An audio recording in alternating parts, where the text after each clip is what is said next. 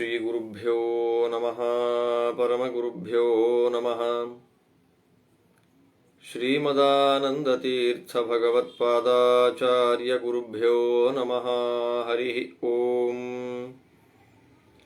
ನಿಖಿಲಗುಣನಿಕಾಯಂ ನಿತ್ಯನಿರ್ಧೂತಹೇಯಂ ಶುಭತಮಮತಿಮೇಯಂ ಶುದ್ಧಸೌಖ್ಯಾಪ್ತ್ಯುಪಾಯಂ ಸಕಲನಿಗಮಗೇಯಂ ಸರ್ವಶಬ್ದಾಭಿಧೇಯಂ ನವಜಲಧರಕಾಯಂ Naomi ಲಕ್ಷ್ಮೀಸಹಾಯಂ ವಿಘ್ನೌಘವಾರಣಂ ಸತ್ಯಾಶೇಷವಿಶ್ವಸ್ಯ ಕಾರಣಂ ಕರುಣಾಸಿಂಧುಮಾನಂದತೀರ್ಥಬಂಧುಂ ಹರಿಂ ಭಜೆ.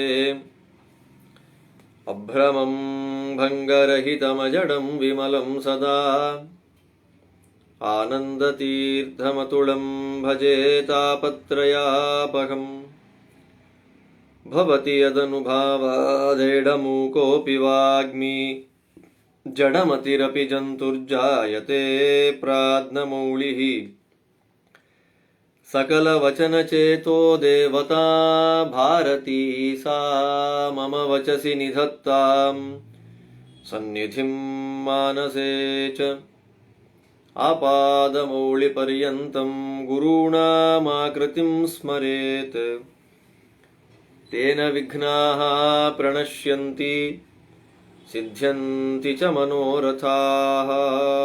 ತಪೋ ವಿದ್ಯಾ ವಿರಕ್ತ್ಯಾದಿ ಸದ್ಗುಣೌಘಾಕರಾನಹಂ ವಾದಿರಾಜಗುರೂನ್ ವಂದೇ ಹಯಗ್ರೀವದಯಾಶ್ರಯಾನ್. ಶ್ರೀವೇದಾಂತಮಹಾಚಲಂ ಹಿ ಪರಿತಃ ಸಂಯೋಜ್ಯ ಸೂತ್ರಾಹಿಪಂ ಸದ್ವಾತಾಗಮಪೋಷಿತಾತ್ಮಹೃದಯಂ ತತ್ಪೂರ್ವಪಕ್ಷಾಸುರೈಃ ಸಿದ್ಧಾಂತೋಕ್ತಿಸುರೇಶ್ವರೈಶ್ಚ ಮಥಿತೋ ಯಃ ಕೃಷ್ಣದುಗ್ಧಾಂಬುಧಿಃ ಸ್ವೀಯಾನಾಮೃತಂ ಪ್ರಯಚ್ಛತಿ ಸಮಾಂ ಪಾಯಾತ್ ಗುಣೋದ್ಯನ್ಮಣಿಃ.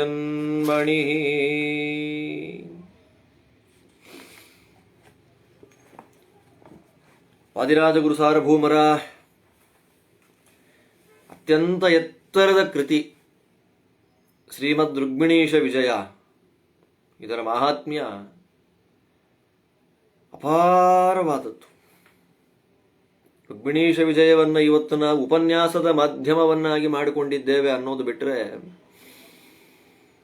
ಇದರ ಸ್ಥಾನ ತುಂಬ ಎತ್ತರದ ಸ್ಥಾನ, ತುಂಬ ಎತ್ತರ ಇದೆ. ರುಕ್ಮಿಣೀಶ ವಿಜಯದ ಸ್ಥಾನ ಅಂತನ್ನೋದು ಶಾಸ್ತ್ರದಲ್ಲಿ ಅತ್ಯಂತ ಎತ್ತರದ್ದು. ಕಾರಣ, ವೈಷ್ಣವರಲ್ಲಿ ತತ್ರಾಪಿ ಮಾಧ್ವರಲ್ಲಿ ಸ್ತೋತ್ರ ಸಾಹಿತ್ಯ ಮತ್ತು ಕಾವ್ಯ ಅದೆರಡೂ ಹೆಚ್ಚಾಗಿ ಮೂಡಿ ಬಂದಿಲ್ಲ ಎನ್ನುವಂಥ ಒಂದು ದೊಡ್ಡ ಆಪಾದನೆ. ಆ ಆಪಾದನೆಯನ್ನ ವಾಸ್ತವಿಕವಾಗಿ ಅದು ಆಪಾದನೆ ಅಲ್ಲ. ಬಂದವರೆಲ್ಲ ಸ್ತೋತ್ರವನ್ನ, ಬಂದವರೆಲ್ಲ ಕಾವ್ಯವನ್ನ ರಚನೆ ಮಾಡಬೇಕು ಅಂತ ಯಾರೇನು ನಿಯಮವನ್ನೇನು ಮಾಡಿಟ್ಟಿಲ್ಲ. ಆದರೂ ಕೂಡ ನಮ್ಮ ಮೇಲೆ ವಿನಾಕಾರಣವಾಗಿರ್ತಕ್ಕಂಥ ಒಂದು ಆಕ್ಷೇಪ ಅದಿದೆ. ಆಕ್ಷೇಪವನ್ನ ಪರಿಹರಿಸಿದವರು ಆಚಾರ್ಯರ ಸತ್ಸಿದ್ಧಾಂತವನ್ನ ಕಾವ್ಯ ಶೈಲಿಯಲ್ಲಿ ವರ್ಣನೆ ಮಾಡಬಹುದು, ಕಾವ್ಯಾತ್ಮಕವಾಗಿ ಅದು ವರ್ಣನೆ ಮಾಡಲಿಕ್ಕೆ ಬರ್ತದೆ ಎಂಬುದಾಗಿ ತೋರಿಸಿಕೊಟ್ಟ ಮಹಾನುಭಾವರು. ದಿಗ್ವಿಜಯೀಕೃತ ಆಸೇದು ಮರ್ಯಾದ ಸುಧಾರಸಾಸ್ವಾದ ಎಷ್ಟು ಅದ್ಭುತವಾಗಿದೆ ವಾದಿರಾಜ ಸ್ವಾಮಿಗಳವರ ಬಿರುದು. ಆ ಬಿರುದು ಬೃಂದ ಭೂಷಿತರಾದವರು ವಾದಿರಾಜ ಗುರು ಸಾರ್ವಭೌಮರು. ಅವರ ಅಪಾರವಾದಂತಹ ಯುಕ್ತಿ. ಸರಸಭಾರತಿಯಲ್ಲಿ ವಾದಿರಾಜರೇ ಹೇಳ್ತಾರೆ, ನನ್ನ ಗ್ರಂಥ ಎಂಥದ್ದು ಅಂತ ಹೇಳಬೇಕಾದ್ರೆ ಸದ್ಯುಕ್ತಿಗಳಿಂದ ಕೂಡಿದ್ದು ನನ್ನ ಗ್ರಂಥ. ಕುರುವೇ ಸರಸಭಾ ಚಾರ್ವ ಪೂರ್ವ ಪದಶ್ರೇಣೀಂ ದುರ್ವಾಗ್ಗರ್ವಾಪಹಾರಿಣೀಂ ಸರ್ವೇಷ್ಟಕಾರಿಣೀಂ ಉರ್ವೀಂ ಕುರುವೆ ಸರಸಭಾರತೀಂ. ಸರಸಭಾರತಿ ವಿಲಾಸ ಅಂತ ಹೇಳಿ ರಾಜರ ಒಂದು ಗ್ರಂಥ. ಆ ಸರಸಭಾರತಿ ವಿಲಾಸ ಹೇಳಬೇಕಾದ್ರೆ ರಾಜರ ಒಂದು ಮಾತು. ಎಂಥ ಗ್ರಂಥವನ್ನು ನಾನು ಬರಿತಾ ಇದ್ದೇನೆ ಈಗ ಅಂತಂದ್ರೆ ಸರಸಭಾರತಿ ಎನ್ನುವಂಥ ಗ್ರಂಥವನ್ನು ಬರೀತೇನೆ. ಎಂಥದ್ದದು? ಚಾರ್ವ ಪೂರ್ವ ಪದಶ್ರೇಣಿ, ಅಪಾರವಾದ ಅಪೂರ್ವವಾದ ಮನಸ್ಸಿಗೆ ತುಂಬ ಸಂತೋಷವನ್ನು ಕೊಡತಕ್ಕಂತಹ, ಉಚ್ಚಾರಣೆ ಮಾಡಲಿಕ್ಕೆ ಆನಂದವಾಗತಕ್ಕಂತಹ ಪದ ಕದಂಬ ಇದೆ. ದುರ್ವಾಗ್ ಗರ್ವಾಪಹಾರಿಣಿ,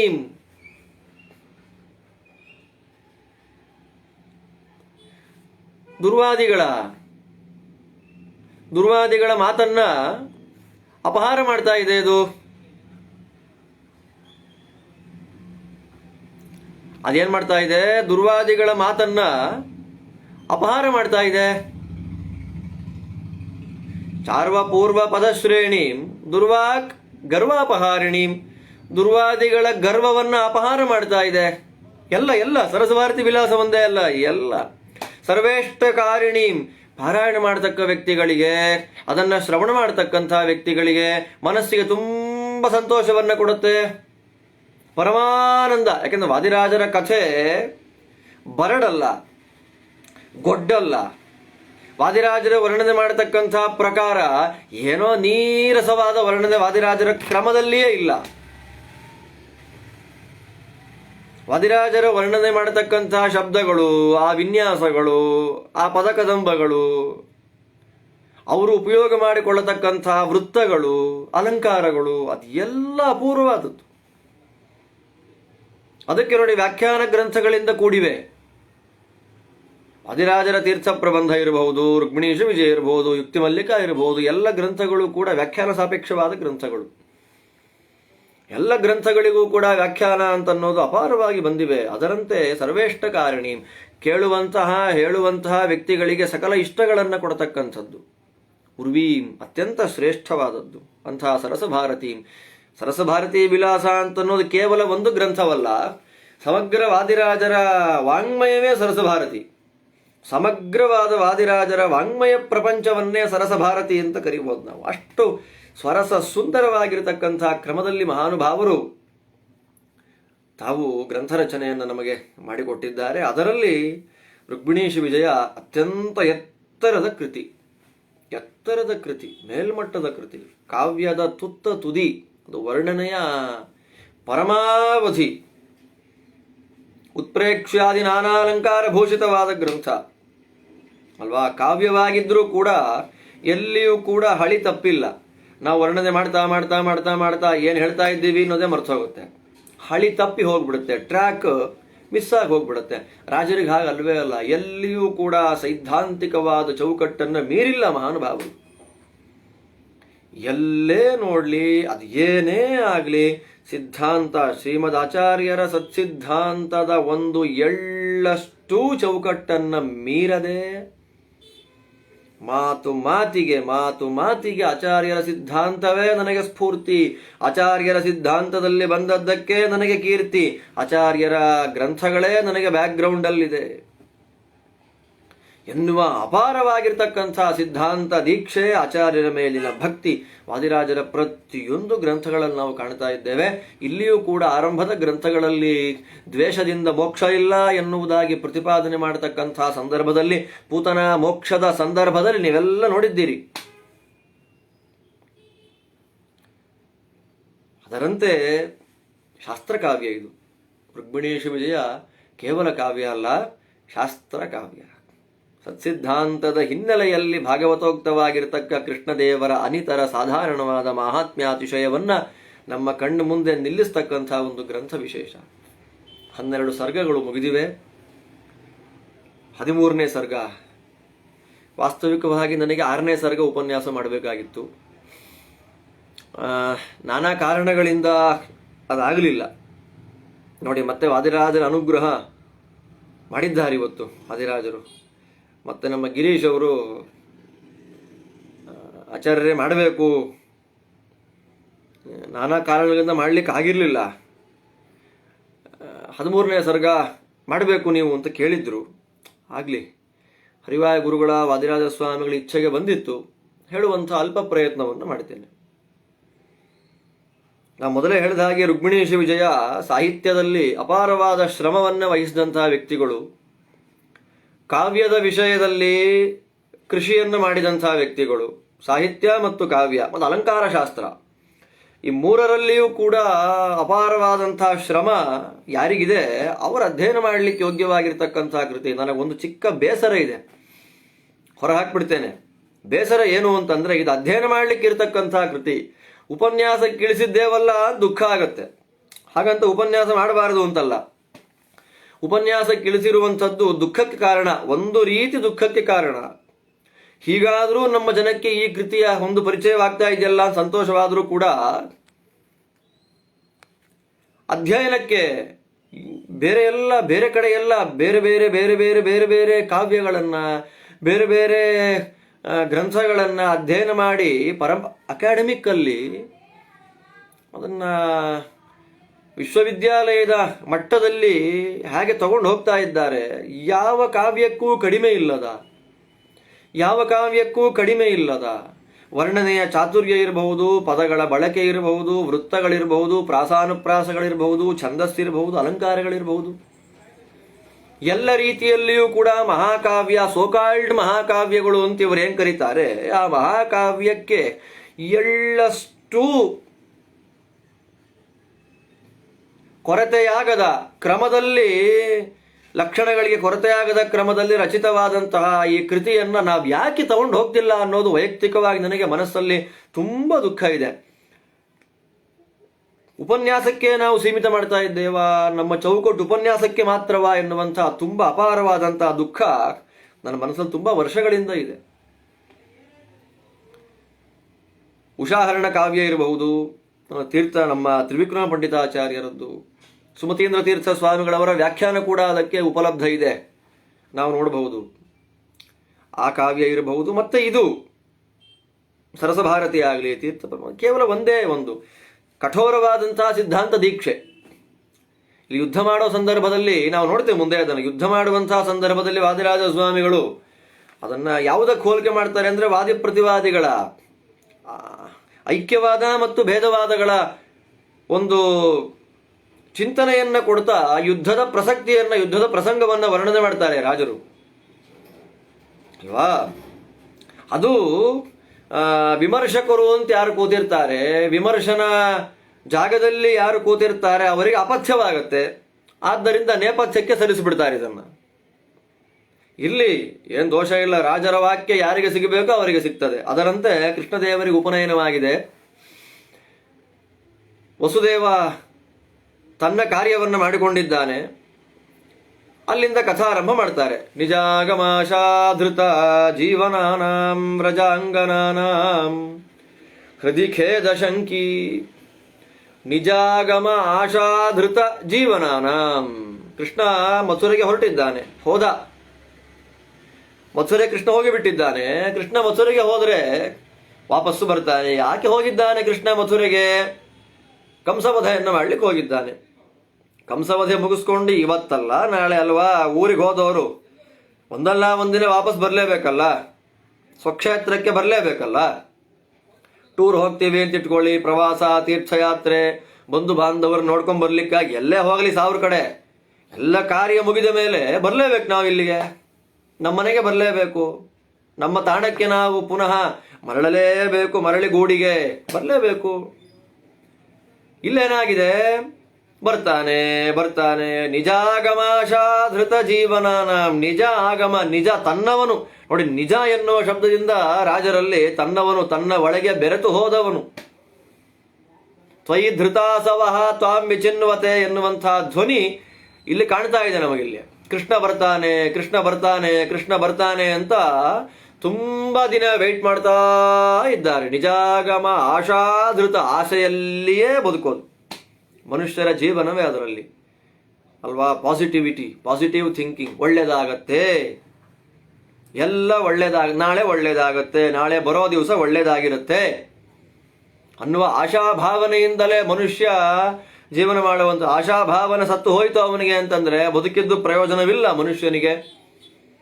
ಆದ್ದರಿಂದ ನಾಳೆ ಚೆನ್ನಾಗಿರುತ್ತೆ, ಇವತ್ತಿಗಿಂತ ನಾಳೆ ಚೆನ್ನಾಗಿರುತ್ತೆ ಎನ್ನುವಂತಹ ಭಾವನೆಯಲ್ಲಿಯೇ ಮನುಷ್ಯನಾದವನು ಜೀವಿಸುವಂಥದ್ದು. ಆ ಪ್ರಕಾರವಾಗಿ ಭಗವಂತ ಬರ್ತಾನೆ, ಕೃಷ್ಣ ಬರ್ತಾನೆ, ಕಂಸನ ವಧೆಯನ್ನು ಮಾಡಿದ್ದಾನೆ, ಎಲ್ಲ ಸೆಟ್ರೈಟ್ ಮಾಡಿದ್ದಾನಲ್ಲಿ, ಎಲ್ಲ ಸರಿಯಾಗಿದೆ ವ್ಯವಸ್ಥೆಗಳಲ್ಲಿ. ಮಥುರೆಯನ್ನು ಸರಿ ಮಾಡಿದ್ದಾನೆ, ಉಗ್ರಸೇನನಿಗೆ ರಾಜ್ಯವನ್ನು ಕಟ್ಟಿದ್ದಾನೆ, ವಾಪಸ್ ಬಂದು ಬಿಡ್ತಾನೆ. ಅದೇ ಜೀವನ. ಇಂದಲ್ಲ ನಾಳೆ ಭಗವಂತ ಬಂದೇ ಬರುವ, ನಮ್ಮೆಲ್ಲರನ್ನು ಕಾಪಿಡುವ ಅನ್ನುವ ಒಂದೇ ಒಂದು ಚಿಂತನೆಯಲ್ಲಿ ಆ ಎಲ್ಲ ಮಹಾನುಭಾವರಾಗಿರ್ತಕ್ಕಂಥ ಗೋಪಗೋಪಿಯರು ಬದುಕಿದ್ದಾರೆ. ಅವರಿಗೆ ಖೇದ ಉಂಟಾಯಿತು. ಏನು ಖೇದ? ವಿಷಯ ಬಂತು ಇವರಿಗೆ. ಏನು? ಉಪನಯನ ಆಯಿತು ಅವನಿಗೆ ಅಂತ. ಕೃಷ್ಣನಿಗೆ ಉಪನಯನವಾಯಿತು. ಉಪನೀತನಾದ ಭಗವಂತ. ಬೇರೆಯವರಿಗೆ ನೋಡಿ ಮದುವೆ ಆಗ್ಬಿಟ್ರೆ ಬೇಜಾರಾಗಿ ಹೋಗುತ್ತೆ, ಮದುವೆ ಆಗೋಯ್ತಲ್ಲ ಅವ್ರಿಗೆ ಅಂತ. ಇವ್ರಿಗೆ ಹಾಗಾಗ್ಲಿಲ್ಲ, ಉಪನಯನ ಆಯ್ತಲ್ಲ ಅಂತ ಬೇಜಾರಾಯ್ತು ಇವ್ರಿಗೆ. ಉಪನಯನ ಆದ್ರೆ ಬೇಜಾರು ಮಾಡ್ಕೊಳ್ಳೋದು ಯಾಕೆ? ಅಲ್ಲ, ಉಪನೀತನಾದಂತಹ ವ್ಯಕ್ತಿ ಮಾಡಬೇಕಾಗಿರ್ತಕ್ಕಂಥ ಕರ್ತವ್ಯ ಏನು? ತ್ರಿಕಾಲ ಸಂಧ್ಯಾ ವಂದನ, ಅಗ್ನಿಕಾರ್ಯಾದಿಗಳು, ವಿಶೇಷವಾಗಿ ಅಧ್ಯಯನ. ಆದ್ದರಿಂದಲೇ ಭಾಗವತಾದಿ ಗ್ರಂಥಗಳಲ್ಲಿ ಬ್ರಹ್ಮಚರ್ಯವನ್ನ ವರ್ಣನೆ ಮಾಡಬೇಕಾದ್ರೆ ಬ್ರಾಹ್ಮ ಅಂತ, ಸಾವಿತ್ರ, ಪ್ರಾಜಾಪತ್ಯ, ಬ್ರಾಹ್ಮ ಮತ್ತು ಬೃಹತ್ ಅಂತ ಚತುರ್ವಿಧ ಬ್ರಹ್ಮಚರ್ಯ ವ್ರತವನ್ನ ಶ್ರೀಮದ್ ಭಾಗವತ ತಿಳಿಸ್ಕೊಡ್ಬೇಕಾದ್ರೆ ಸಾವಿತ್ರ ಪ್ರಾಜಾಪತ್ಯ ಅಂದ್ರೆ ಉಪನಯನ, ಅದಾದ ನಂತರದಲ್ಲಿ ಬ್ರಹ್ಮಚರ್ಯ. ಪ್ರಾಜಾಪತ್ಯ ಬ್ರಹ್ಮಚರ್ಯವನ್ನ ಗೃಹಸ್ಥಾಶ್ರಮ, ಏಕಪತ್ನಿ ವ್ರತಸ್ಥ ಎಂಬುದಾಗಿ ಪರಿಕಲ್ಪನೆ ಮಾಡ್ತಾನೆ. ನಮಗದು ಬೇಡ, ಅಪ್ರಸಕ್ತವಾದ ವಿಷಯವಿಲ್ಲಿ. ಇವ್ರಿಗೆ ಯಾಕೆ ಬೇಜಾರಾಯಿತು? ಕೃಷ್ಣನಿಗೆ ಉಪನಯನ ಆಗಿದೆ, ಮುಂಜೆ ಆಗಿದೆ ಅಂತಂದದ್ದಕ್ಕೆ ಅಧ್ಯಯನ ಮಾಡ್ಲಿಕ್ಕೆ ಶುರು ಮಾಡ್ತಾನೆ ಅವನು ಅಂತ. ಬ್ರಹ್ಮಚರ್ಯ ಸ್ಥಿತಿಯಲ್ಲಿ ಭಗವಂತ ಇರ್ತಾನೆ. ಏನು ಬ್ರಾಹ್ಮ? ನಿರಂತರವಾಗಿರತಕ್ಕ ಶಾಸ್ತ್ರಾಧ್ಯಯನ. ಉಪನೀತನಾಗಿರ್ತಕ್ಕಂಥ ಒಟ್ಟು ಮಾಡಬೇಕಾಗಿರ್ತಕ್ಕಂಥ ಕೆಲಸ ಏನು? ಶಾಸ್ತ್ರಾಧ್ಯಯನ ಮಾಡೋದು. ಶಾಸ್ತ್ರಾಧ್ಯಯನ ಮಾಡೋದು ಬಿಟ್ಟರೆ ಬೇರೆ ಏನು ಕೆಲಸ ಇದೆ ಬ್ರಹ್ಮಚಾರಿಗೆ? ವಿಹಾರಗಳಿದೆಯಾ? ನಾನಾ ಪ್ರಕಾರಗಳ ಆಗಿರ್ತಕ್ಕಂಥ ಆಹಾರಗಳ ಸೇವನಾದಿಗಳು ಮಾಡ್ಲಿಕ್ಕುಂಟಾ? ಇಲ್ಲ. ಅಭ್ಯಂಗ ಸ್ನಾನಾದಿಗಳುಂಟಾ? ಇಲ್ಲ. ಸ್ತ್ರೀಯರ ಜೊತೆಯಲ್ಲಿ ಒಡನಾಟ ಉಂಟಾ? ಅದೂ ಇಲ್ಲ. ಎಲ್ಲೋ ದೂರದಲ್ಲಿ, ದೂರದ ಆಶ್ರಮದಲ್ಲಿ ಅಧ್ಯಯನ ಮಾಡೋದೇ ಬ್ರಹ್ಮಚಾರಿಯ ಪ್ರಧಾನವಾದ ಕಾರ್ಯ. ಬ್ರಹ್ಮಚಾರಿಯ ಅತ್ಯಂತ ಪ್ರಧಾನವಾದ ಕಾರ್ಯ ಶಾಸ್ತ್ರಾಧ್ಯಯನ. ಅದರಂತೆ ಕೃಷ್ಣ ಉಪನೀತನಾದ ವಿಷಯವನ್ನು ಕೇಳಿ ಇವರಿಗೆ ದುಃಖ ಆಯಿತು. ಉಪನಯನ ಮಾಡಿಕೊಂಡವನು ವಾಪಸ್ ಎಲ್ಲಿ ಬರ್ತಾನೆ ನಮ್ಮ ಹತ್ರ? ಉಪನಯನ ಆಗೋಗಿದೆ ಅವನಿಗೆ. ಉಪನಯನ ಮಾಡಿಕೊಂಡವನು ನಮ್ಮ ಹತ್ರ ಎಲ್ಲಿ ಬರ್ತಾನೆ? ಅಧ್ಯಯನ ಮಾಡಲಿ ಕೂತ್ಕೊಂತಾನ ಅವನಲ್ಲಿ, ನಮ್ಮ ಹತ್ರ ಬರೋದಿಲ್ಲ ಅವನು ಅಂತ ಅವರಿಗೆ ಬೇಜಾರು.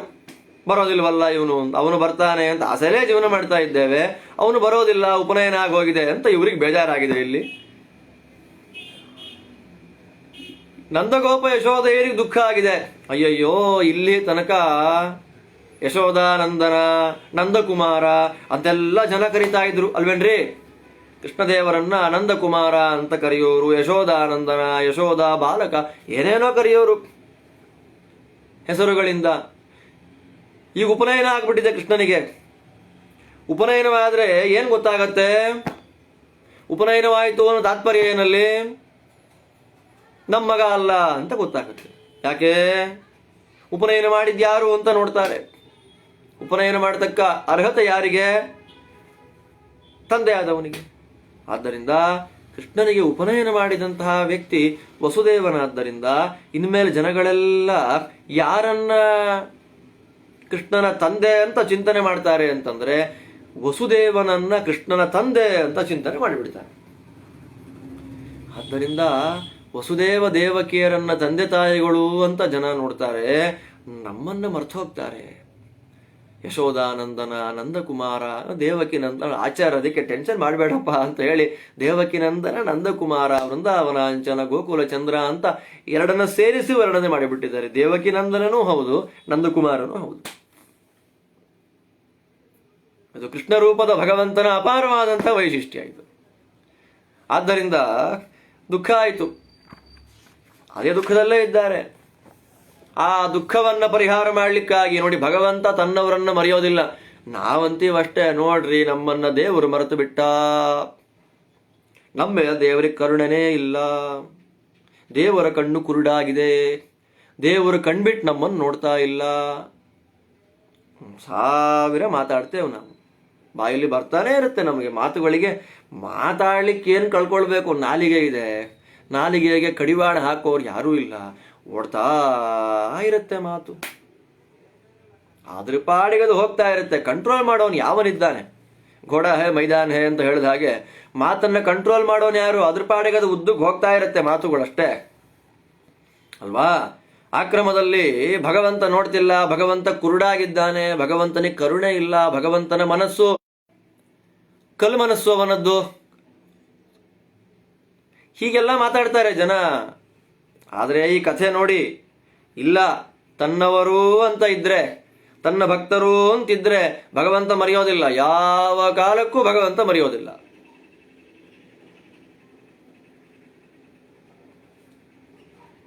ಕೇಳಿದ್ದನ್ನ ಭದ್ರಪಡಿಸಿಕೊಳ್ಳತಕ್ಕಂಥವನು ಸ್ವಾಮಿಯವನು. ಅವನ ಮಹಾತ್ಮ್ಯವನ್ನು ನಾವೇನು ಕೇಳಿದ್ದೇವೆ, ಅವನ ಸ್ತೋತ್ರವನ್ನು ನಾವೇನು ಮಾಡಿದ್ದೇವೆ, ಅದನ್ನು ಆಸ್ ಇಟ್ ಈಸ್ ಆಗಿ ಕೇಳಿ ನಮಗೆ ವಾಪಸ್ಸು ಕೊಡತಕ್ಕಂತಹ ವ್ಯಕ್ತಿ. ಎರಡು ಕೈಯಿಂದ, ನಾವು ಎರಡು ಕೈಯಿಂದಲೂ ಇಲ್ಲ, ಒಂದು ಕೈಯಿಂದ ಕೊಡ್ತೇವೆ, ಅನಂತ ಕೈಗಳಿಂದ ಕೊಡ್ತಾನೆ. ಅನಂತ ಕೈಗಳಿಂದ ಕೊಡತಕ್ಕಂಥವನು ಭಗವಂತ ಸ್ವಾಮಿ ನಾರಾಯಣ ಕೃಷ್ಣ. ಉದ್ಧವನಿಗೆ ಹೇಳಿ ಕಳಿಸ್ತಾನೆ, ತನ್ನವನಾದ ಉದ್ಧವ ಹೋಗಯ್ಯ, ಗೋಕುಲಕ್ಕೆ ಹೋಗು, ಎಲ್ಲ ಇದ್ದಾರೆ, ಮಾತಾಡಿಸ್ಕೊಂಡು ಬಾ, ನನ್ನ ಸಂದೇಶವನ್ನ ಕೊಡವರಿಗೆ. ಎಂಥ ಸಂದೇಶ ಅದು? ರಾಜರು ಹೇಳ್ತಾರೆ, ವಿಯೋಗವನ್ನೇ ಪ್ರತಪ್ತ ಮುಜ್ಜೀವಯಿತು ಸ್ವವರ್ಗಂ ಸುಖಾರ್ಥ ಸಂದೇಶ ಸುಧಾ ಪ್ರವಾಹೈ. ಭಗವಂತನ ವಿರಹ ಎನ್ನುವಂಥ ಅಗ್ನಿಯಿಂದ ಸುಡ್ತಾ ಇರತಕ್ಕಂತಹ ಎಲ್ಲರಿಗೂ ಅಮೃತ ಸೇಚನವನ್ನು ಮಾಡತಕ್ಕಂತಹ ಮಾತು ಭಗವಂತನದ್ದು. ನಮಗೊಂದು ದೊಡ್ಡ ಸಂದೇಶ ಅಡಗಿದೆ ಇದರಲ್ಲಿ, ದೊಡ್ಡ ಸಂದೇಶ. ದೇವರು ನಮ್ಮ ಬಳಿ ಬರಬೇಕು ಅಂದ್ರೆ ನಾವೇನು ಮಾಡಬೇಕು?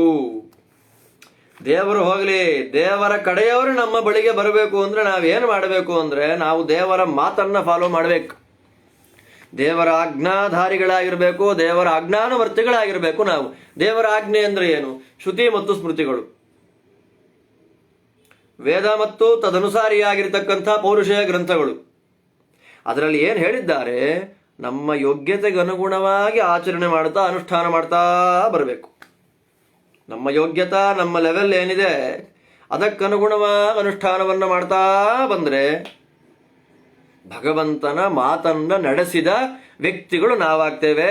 ದೇವರನ್ನ ಅನುಗ್ರಹ ಮಾಡು, ನಮಗೆ ನಮ್ಮ ಕಡೆ ನೋಡು, ಅನುಗ್ರಹೋನ್ಮುಖನಾಗು ಅಂತ ಕೇಳುವ ಅಧಿಕಾರ ನಮಗಾಗ ಬರುತ್ತೆ. ನೋಡಿ, ತನ್ನ ಸಂದೇಶವನ್ನು ಕಳಿಸಿದ ಉದ್ಧವನ ಮೂಲಕ ಅಂದ್ರೆ ಉದ್ಧವ ಯೋಗ್ಯ. ಉದ್ಧವರಲ್ಲಿ ಮುಖ್ಯ ಪ್ರಾಣದೇವರ ಸನ್ನಿಧಾನ, ಉದ್ಧವರಲ್ಲಿ ಮುಖ್ಯ ಪ್ರಾಣದೇವರ ಸನ್ನಿಧಾನ ವಿಶೇಷ ಇದೆ. ಆದ್ದರಿಂದ ಭಗವಂತನ ಸಂದೇಶ ಯಾರ ಮೂಲಕ ಬಂತು? ಅಕ್ರೂರ ಬರಲಿಲ್ಲ, ಕರ್ಕೊಂಡು ಹೋಗ್ಬೇಕಾದ್ರೆ ಅಕ್ರೂರ ಬಂದ. ಅಕ್ರೂರ ಬರಲಿಲ್ಲ, ಸಾತ್ಯಕಿ ಬರಲಿಲ್ಲ, ಕೃತವರ್ಮ ಬರಲಿಲ್ಲ. ಕೃಷ್ಣನ ಆಪ್ತ ವಲಯದಲ್ಲಿ ಬೇಕಾದಷ್ಟು ಜನ ಇದ್ರು. ಕೃಷ್ಣದೇವರ ಆಪ್ತ ವಲಯದಲ್ಲಿ ತುಂಬಾ ಜನ ಇದ್ರು. ಹಾಗಿದ್ರೂ ಕೂಡ ಇಲ್ಲಿ ಬಂದದ್ದು ಯಾರು? ಉದ್ಧವ. ಉದ್ಧವನಲ್ಲಿ ಯಾರಿದ್ದಾರೆ? ವಾಯುದೇವರಿದ್ದಾರೆ. ಬೃಹಸ್ಪತ್ಯಾಚಾರ ಅವತಾರ ಇದ್ರೂ ಕೂಡ ವಾಯುದೇವರ ಕೃಷ್ಣದೇವರಿಗೆ ಅತ್ಯಂತ ಆಪ್ತನಾಗಬೇಕು. ಉದ್ಧವೋ ಅಣ್ವಪಿ ಮನ್ಯೂನಃ ಅಂತ ಕೃಷ್ಣನ ಹೇಳ್ತಾನೆ. ನನಗಿಂತ ಒಂದು ಎಳ್ಳು ಕಾಳಷ್ಟು ಕಡಿಮೆ ಇಲ್ಲ ಉದ್ಧವ ಅಂತ. ಅಂಥ ಭಗವದ್ಭಕ್ತ ಉದ್ಧವ. ಆದ್ದರಿಂದ ಅವನನ್ನು ಕಳಿಸ್ಕೊಡ್ಲಿಕ್ಕೇನು? ಕೃಷ್ಣ ಸಂದೇಶ ಬಂದದ್ದು ಯಾರಿಂದ ಅಂತ ಕೇಳಿದರೆ ಉದ್ಧವನಿಂದ. ಕೃಷ್ಣ ಸಂದೇಶ ಅಂದ್ರೆ ನಮಗೆ ಅನುಸಂಧಾನಕ್ಕೆ ವೇದಗಳು. ವೇದಗಳು ಯಾರಿಂದ ಬಂತು? ಯಥಾರ್ಥವಾಗಿ ಬಂತು ಉದ್ಧವನಿಂದ. ಉದ್ಧವರ ಒಳಗೆ ನಿಂತಿರತಕ್ಕ ವಾಯುದೇವರಿಂದ.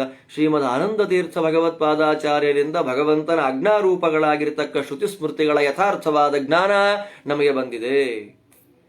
ಅದರ ಅನುಷ್ಠಾನದ, ಅದರ ಅನುಸಂಧಾನದ, ಅದರ ಆಚರಣೆಯ ಮೂಲಕ ಭಗವಂತನನ್ನು ಕಾಣಲಿಕ್ಕಾಗತ್ತೆ ಎನ್ನುವಂತಹ ದೊಡ್ಡ ಸಂದೇಶ ಇದರಲ್ಲಿ ಅಡಗಿದೆ ನೋಡಿ ನಮಗೆ. ಸರಿ, ಉದ್ಧವ ಬಂದ.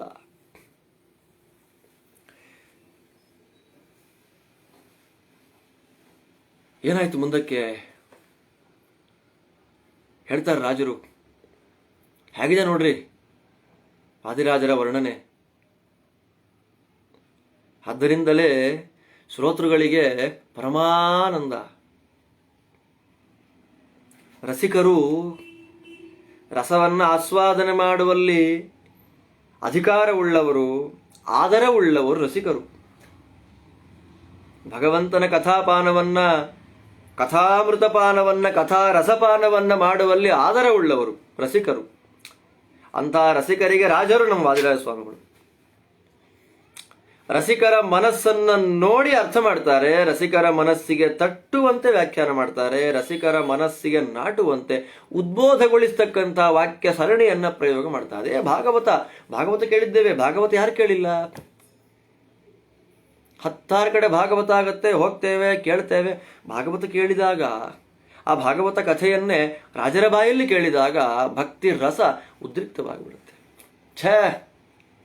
ಹೇಗೆ ಪಾತ್ರವೇ ತಾವಾಗಿ ವರ್ಣನೆ ಮಾಡ್ತಾರೆ ರಾಜರು. ಕಳಿಸ್ಕೊಟ್ಟ ಕೃಷ್ಣ ಉದ್ಧವನನ್ನ, ಬರ್ತಾನೆ ಉದ್ಧವ.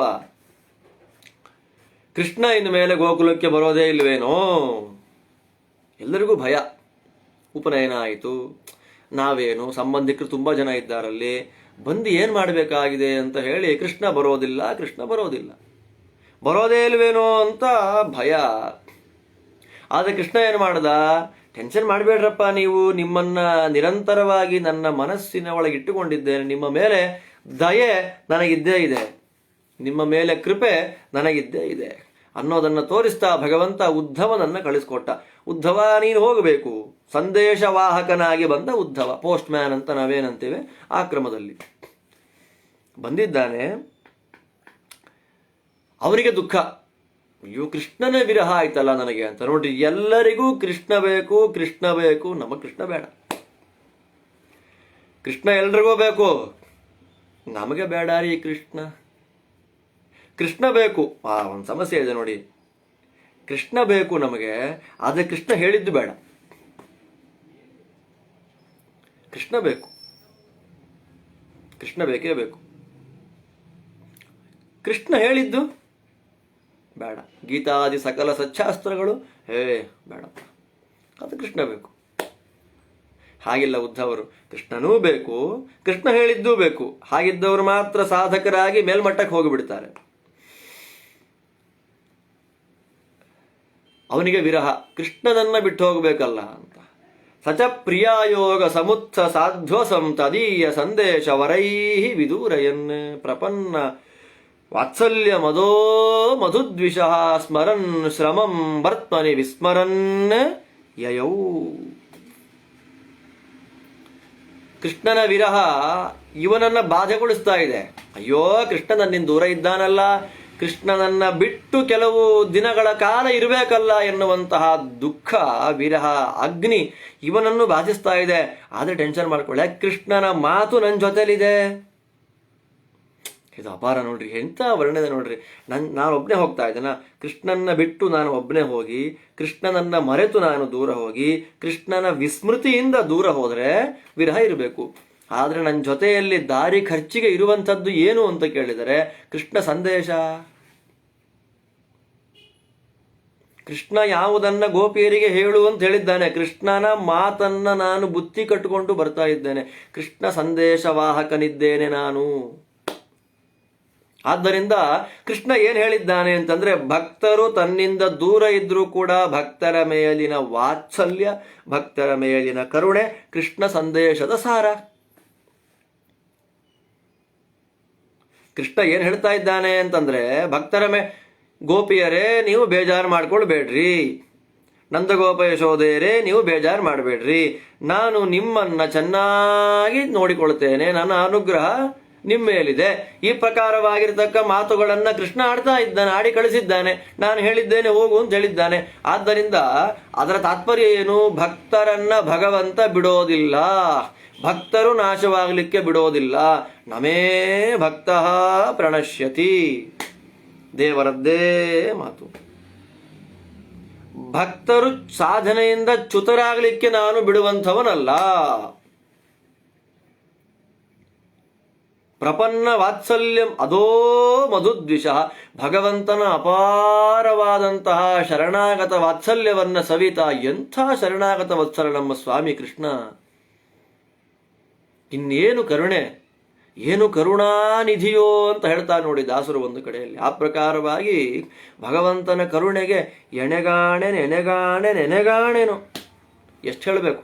ಎಣೆಗಾಣೆ ಎಣೆಗಾಣೆ ಎಣೆಗಾಣೆ ಎಣೆಗಾಣೆ ಅಂತ ಅನಂತ ಕಾಲದವರೆಗೆ ಹೇಳ್ತಾ ಇದ್ರು ಕೂಡ ಮುಗಿಯೋದೇ ಇಲ್ಲ ಭಗವಂತನ ಕರುಣೆಗೆ. ಅನಿಮಿತ್ತ ಉಪಕಾರವನ್ನು ಮಾಡತಕ್ಕಂಥವನು ದೇವರು ಮಾತ್ರ, ಇನ್ಯಾರಿಲ್ಲ.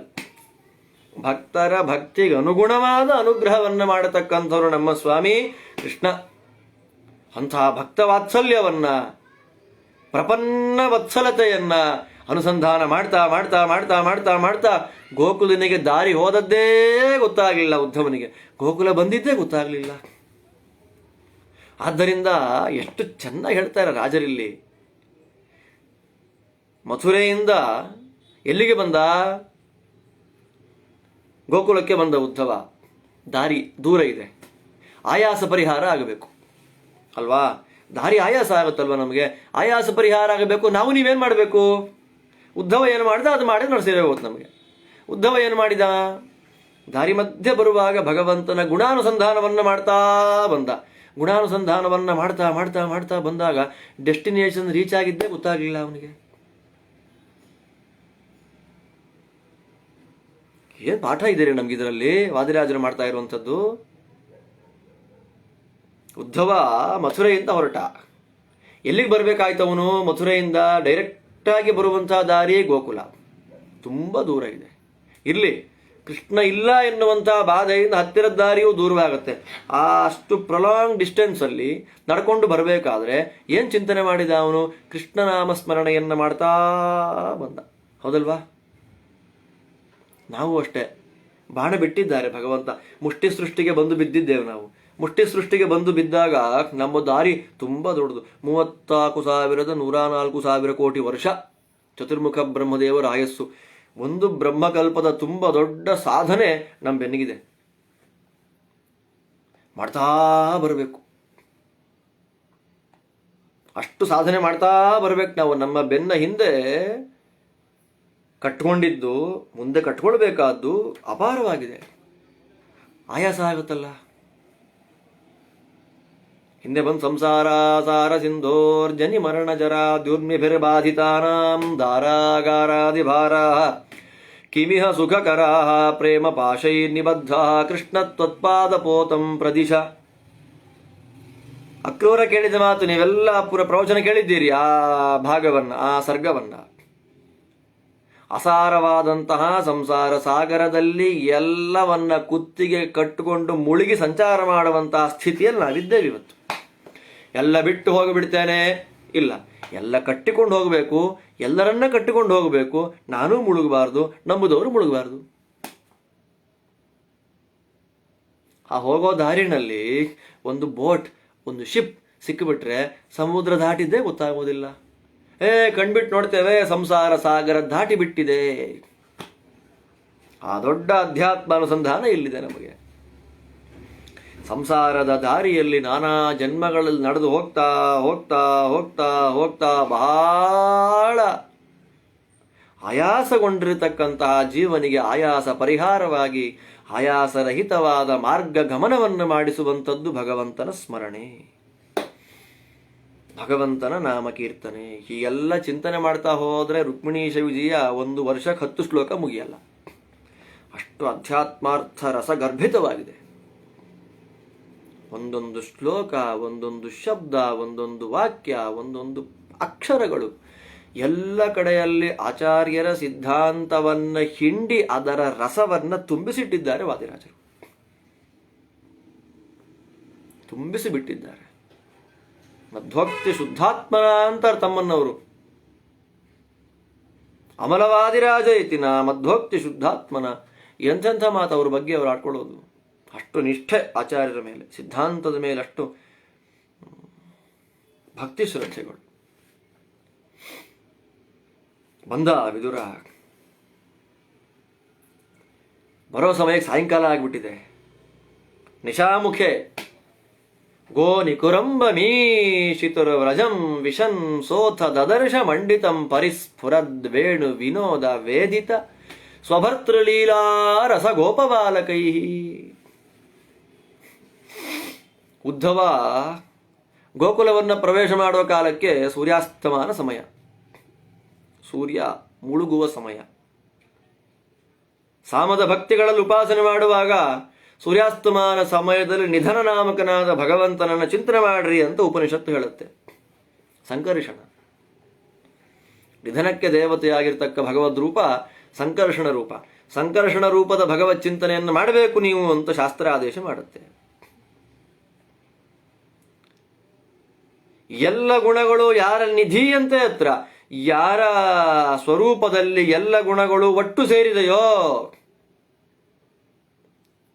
ಯಾರು ತನ್ನೆಲ್ಲ ಲೀಲಾ ವಿನೋದಗಳನ್ನು ಜಗತ್ತಿಗೆ ತೋರ್ಪಡಿಸಲಿಕ್ಕಾಗಿ ಅಜ್ಞಾನ ನಾಶ ಮಾಡಲಿಕ್ಕಾಗಿ ಅವತಾರ ಮಾಡಿ ಬಂದಿದ್ದಾನೋ ಅಂಥ ಭಗವಂತನನ್ನ ಚಿಂತನೆ ಮಾಡಲಿಕ್ಕಿರತಕ್ಕಂಥ ಕಾಲ ಸಾಯಂಕಾಲ. ಸಾಯಂ ಪ್ರಾತರ್ ಗೃಣನ್ ಭಕ್ತ್ಯಾ ದುಃಖಗ್ರಾಮಾದ್ ವಿಮುಚ್ಯತೆ.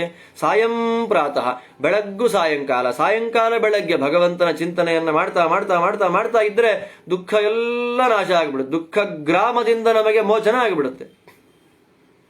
ದುಃಖಗ್ರಾಮಾತ್ ವಿಮುಚ್ಯತೆ.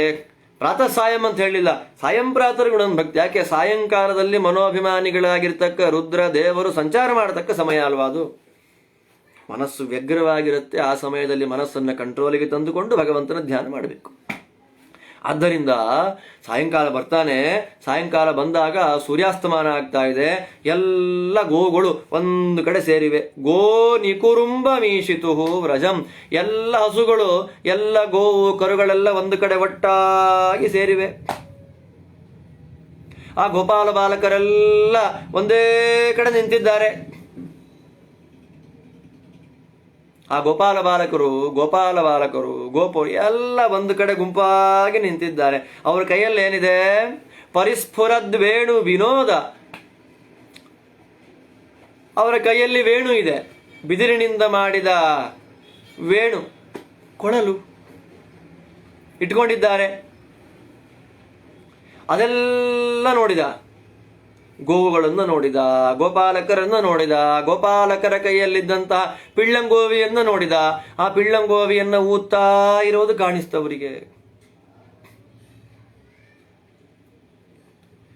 ಯಾವ ಕೊಳಲಿನ ಧ್ವನಿಯನ್ನ ಕೇಳಿದ ಗೋಪಾಲ ಬಾಲಿಕೆಯರು ಗೋಪಿಕೆಯರು ಎಲ್ಲವನ್ನು ಬಿಟ್ಟು ಓಡಿದರೋ ಅಂಥ ಮಧುರವಾದ ಸಪ್ತಶಾಸ್ತ್ರಗಳಿಂದ ವಾಯುದೇವರು ಪ್ರಾದುರ್ಭೂತರಾಗ್ತಾರೆ ಎನ್ನುವಂಥ ಒಂದು ದೊಡ್ಡ ಚಿಂತನೆಯನ್ನು ಕೊಡತಕ್ಕಂಥ ವೇಣುವನ್ನ, ಶ್ರೀದೇವೀರ್ ವೇಣುಮಾವಿಷ್ಯ, ರಮಾದೇವಿಯಿಂದ ಸನ್ನಿಹಿತವಾದ ವೇಣುವನ್ನ ಭಗವಂತ ಕೈಯಲ್ಲಿ ಹಿಡಿದು ಅದನ್ನ ಊದ್ತಾ ಇರ್ತಾನೆ ಸ್ವಾಮಿ ಅನ್ನುವ ಅನುಸಂಧಾನ ಇವನಿಗೆ ಬಂತು. ಭಗವಂತನ ಲೀಲಾ ವಿಲಾಸಗಳೆಲ್ಲ ಚಿಂತನೆಗೆ ಬಂತು. ಕೇಳ್ತಾ ಇದ್ದ ಚಿಕ್ಕ ಹುಡುಗನಾಗಿದ್ದಾಗ, ಕೃಷ್ಣ ಹಾಗೆ ಮಾಡಿದನಂತೆ, ಕೃಷ್ಣ ಹೀಗೆ ಮಾಡಿದನಂತೆ. ಉದ್ಧವನ ಬಗ್ಗೆ ಮಾತಾಡ್ತಾರೆ ಭಾಗವತದಲ್ಲಿ. ಉದ್ಧವನ ಆಟ ಕೃಷ್ಣನ ಬಾಲಲೀಲೆಯೇ ಉದ್ಧವನ ಆಟ. ಕೃಷ್ಣ ಏನು ಮಾಡ್ತಾ ಇದ್ದ ಅದೇ ಉದ್ಧವನ, ಅದನ್ನು ಮಾಡಿ ತೋರಿಸ್ಬೇಕು ಅವನು, ಅದವನ ಆಟ. ಕೃಷ್ಣ ಏನೇನು ಮಾಡ್ತಾ ಇದ್ದ ಅದನ್ನು ಮಾಡಿ ತೋರಿಸೋದೇ ಉದ್ಧವನ ಆಟ. ಅಂತಹ ಭಾಗವತ ಉದ್ಧವ, ಮಹಾಭಾಗವತ ಇದ್ದಾನವನು.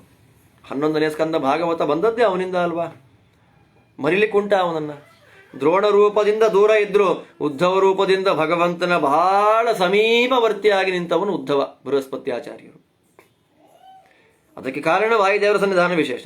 ಇರ್ಲಿ, ಒಟ್ಟಿನಲ್ಲಿ ಸಾಯಂಕಾಲ ನೋಡಿದ, ಗೋವುಗಳನ್ನು ನೋಡಿದ, ಗೋಪಾಲಕರನ್ನು ನೋಡಿದ, ಗೋಪಾಲಕರ ಸೊಂಟದಲ್ಲಿ ಮಿಂಚುತ್ತಾ ಇದ್ದಂತಹ ಪಿಳ್ಳಂಗೋವಿ ನೋಡಿದ, ಭಗವಂತನ ಸ್ಮರಣೆ ಆಯಿತು. ಸಾಯಂಕಾಲ ಸಾತ್ವಿಕವಾಗಿ ಕಳೆದು ಬಿಡ್ತು. ಭಗವಂತನ ಸ್ಮರಣೆಯಲ್ಲೇ ಸಾಯಂಕಾಲ ವ್ಯತೀತವಾಯಿತು. ಹೇಗಿದೆ ಅದು? ಆ ಸಂದರ್ಭದಲ್ಲಿ ಏನಾಗಿದೆ? ಸಾಯಂಕಾಲ ಅಲ್ವಾ, ಸ್ವಲ್ಪ ಗಾಳಿ ಗಿಳಿ ಜಾಸ್ತಿ ಬೀಸ್ತಾ ಇರುತ್ತೆ ನೋಡಿ.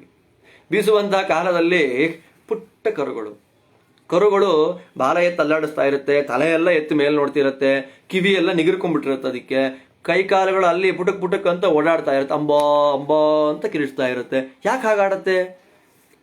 ಹಸುಗಳು ಹಾಗೆ ಮಾಡೋದಿಲ್ಲ, ಕರುಗಳು ಮಾತ್ರ ಹಾಗಾಡುತ್ತೆ. ಕಾರಣ ಏನದಕ್ಕೆ ಅಂದ್ರೆ ಕರುಗಳ ಕಿವಿಗಳಿಗೆ ಗಾಳಿ ಹೊರಟೋಗಿರುತ್ತೆ. ಸಂಧ್ಯಾಕಾಲದ ಗಾಳಿ, ಸಾಯಂಕಾಲದಲ್ಲಿ ಸೂರ್ಯಾಸ್ತಮಾನವಾಗುವ ಸಂದರ್ಭದ ಗಾಳಿ ಕರುವಿನ ಕಿವಿಗಳಿಗೆ ಹೋಗಿಬಿಟ್ಟಾಗ ಅದೇನಾಗ್ತಾ ಇರುತ್ತೆ? ವಿಚಿತ್ರವಾಗಿ ಅಂಬಾ ಅಂಬಾ ಅಂತ ಅದರ ಅಮ್ಮನ್ನು ಹುಡ್ಕೊಂಡು ಹೋಗಾಡ್ತಾ ಇರುತ್ತೆ, ಸುತ್ತಾ ಇರುತ್ತೆ, ತಿರುಗುತ್ತಾ ಇರುತ್ತೆ, ಓಡ್ತಿರುತ್ತೆ, ಕಿವಿ ನೆಟ್ಟಿಗೆ ಮಾಡ್ಕೊಂಡಿರುತ್ತೆ, ಬಾಲ ಎತ್ತಿರುತ್ತೆ ಮೇಲಕ್ಕೆ. ಅಲ್ಲಿಂದ ಇಲ್ಲಿ, ಇಲ್ಲಿಂದಲ್ಲಿ ನೋಡ್ಲಿಕ್ಕೆ ಆನಂದ, ಊಹೆ ಮಾಡ್ಕೊಳ್ಳಿಕ್ಕೆ ಪರಮಾನಂದ. ಗೋಶಾಲೆಯನ್ನ ನೋಡಿಬಿಟ್ರೆ ಅದರ ವೈಭೋಗವೇ ವೈಭೋಗ. ಒಮ್ಮೆ ಗೋಶಾಲೆಯಲ್ಲಿ ಮಲಗಿ ನೋಡು, ಒಮ್ಮೆ ಗೋಶಾಲೆಯಲ್ಲಿ ಪೂಜೆ ಮಾಡಿ ನೋಡು, ಒಮ್ಮೆ ಗೋಶಾಲೆಯಲ್ಲಿ ಯಜ್ಞಯಾಗಾದಿಗಳನ್ನು ಮಾಡು, ಒಂದು ಬಾರಿ ಗೋಶಾಲೆಯಲ್ಲಿ ಶ್ರಾದ್ದ ಮಾಡು.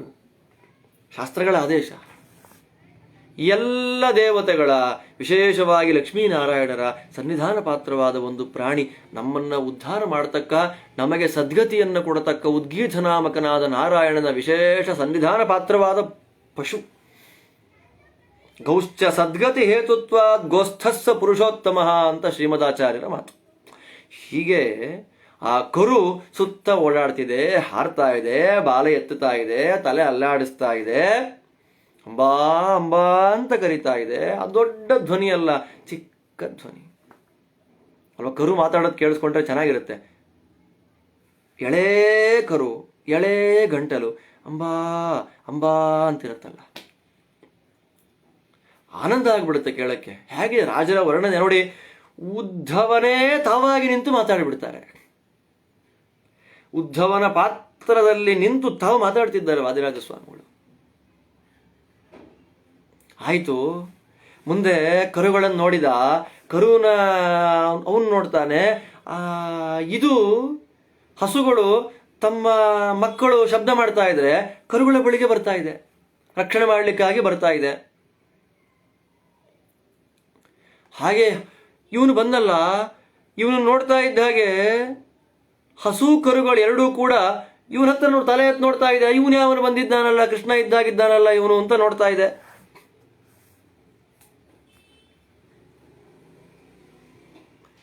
ಕೃಷ್ಣ ಹೋದ ದಾರಿಯನ್ನೇ ಇವನು ಕೂಡ ಫಾಲೋ ಮಾಡಲಿ, ಕೃಷ್ಣ ಮಾರ್ಗಗಾಮಿಯಾಗಲಿ ಉದ್ಧವ ಅಂತ ಗೋವುಗಳು ನೋಡ್ತಾ ಇದೆ ಅಂತೆ. ಅದು ಸೂಚನೆ ಕೊಡ್ತಾ ಇದೆ. ಗೋವುಗಳು ಹೇಳ್ತಾ ಇದೆ, ಕೃಷ್ಣ ಹೋದ ದಾರಿ ಯಾವುದು?